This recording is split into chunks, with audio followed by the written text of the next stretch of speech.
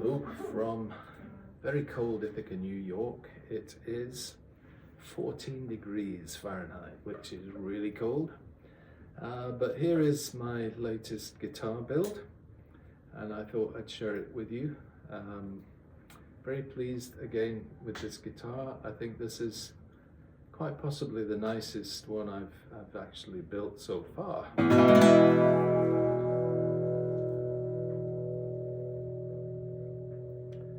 Has a beautiful sustain.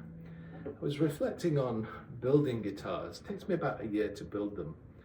So I started this one February 2024, put the strings on just a few days ago, and been playing it in, and the sound is opening up very, very nicely. It will open up even more as it's played and as the wood settles under tension of the strings, and it's like a newborn baby. When you put the strings on, it kind of pops out and there it is, and it doesn't know where it is, and then gradually it begins to find itself in the world. That's what happens with stringed instruments when you build them handcrafted. So I thought, why would you do this? You know, you can go to a guitar shop and buy a really nice guitar for a couple of $100, and it would be absolutely fine, standardized. It would be, now with modern computer technology, almost perfect in terms of what it looks like. This took me a long time, but in a way it's a celebration of craftsmanship. It's something that, like this guitar, I know every single centimeter of it. I know every mistake that was made. I know every correction I had to make, and the labor of love trying to get the sides the right thickness, and then all the way through doing the fingerboard and the frets. Everything is done by hand. I use mostly hand tools, so I use planes and rasps and files and Japanese saws. Occasionally I'll use a bandsaw on some mundane things. But largely it's done by hand and hand tools.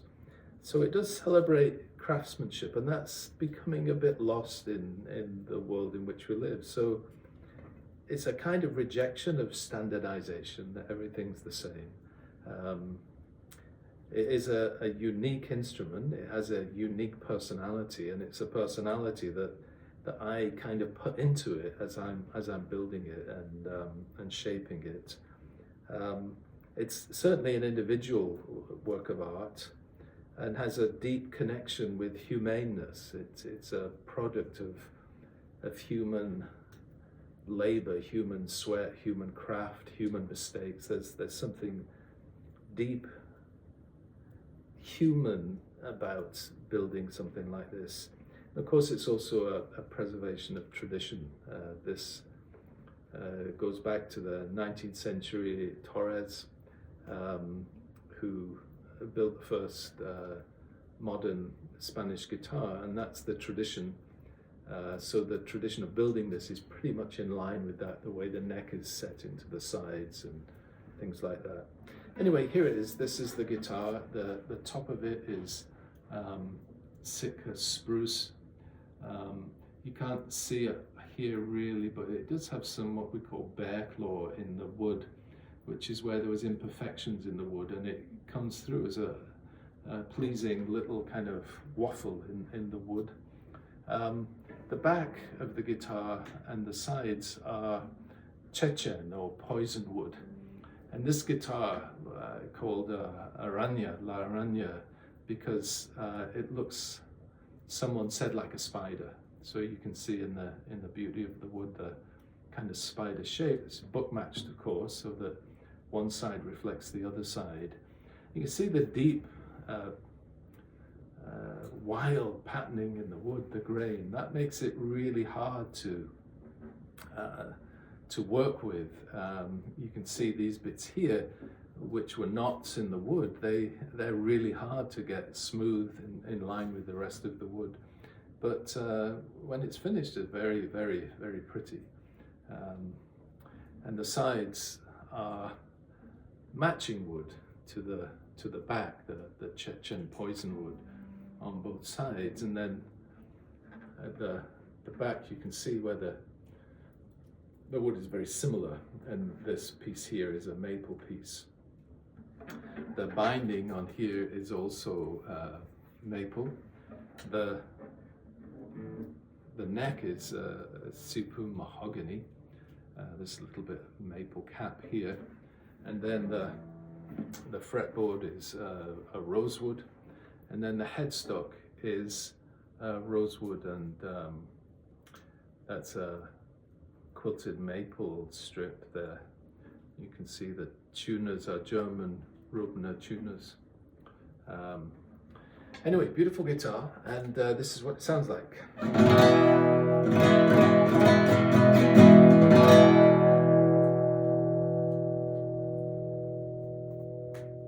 You can hear the sustain, and that's what makes a traditional Spanish guitar different to a steel strung guitar. What happens with the classical strings is you get overlapping harmonies, so that when you pluck one string and then a second string, they resonate and create harmonies between them, and that produces a long resonance at the end. I don't know if it comes over with the mic on the iPad, but the sustain is pretty impressive. It's a good separation.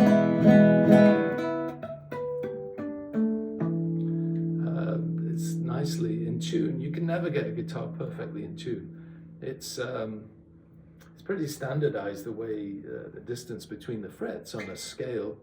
The scale goes from there to here and from here to here, but it's never quite perfect. So there's a bit of there's a kind of an art in getting the sound as close to in tune all the way up the neck as you can. I build these classical guitars, Spanish guitars, for the tradition.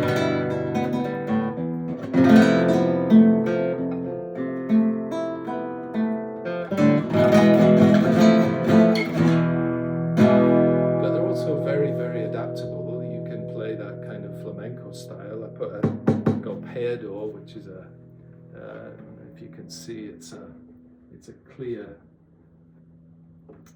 cover there, so you don't damage the top if you tap it. But you can do.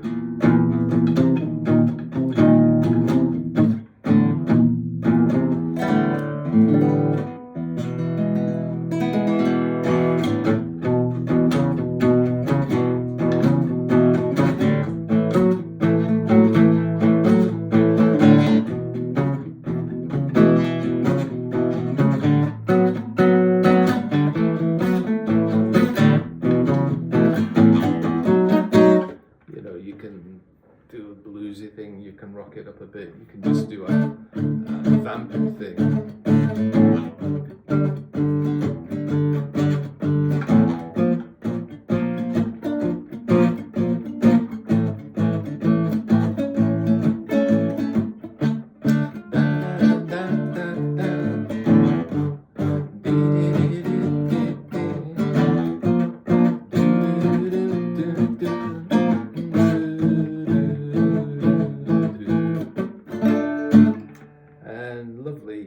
For picking.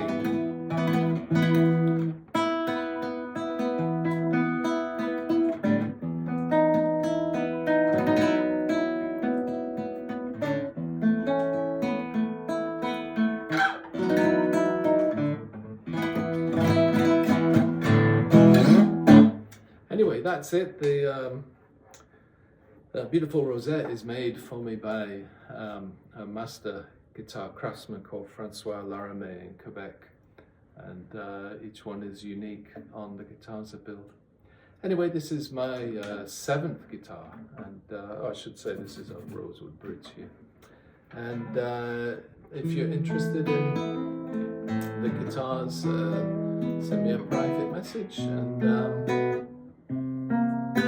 It's not it's not business. I don't do business. I make one guitar a year and hope it gets adopted to a good home. Anyway, take care.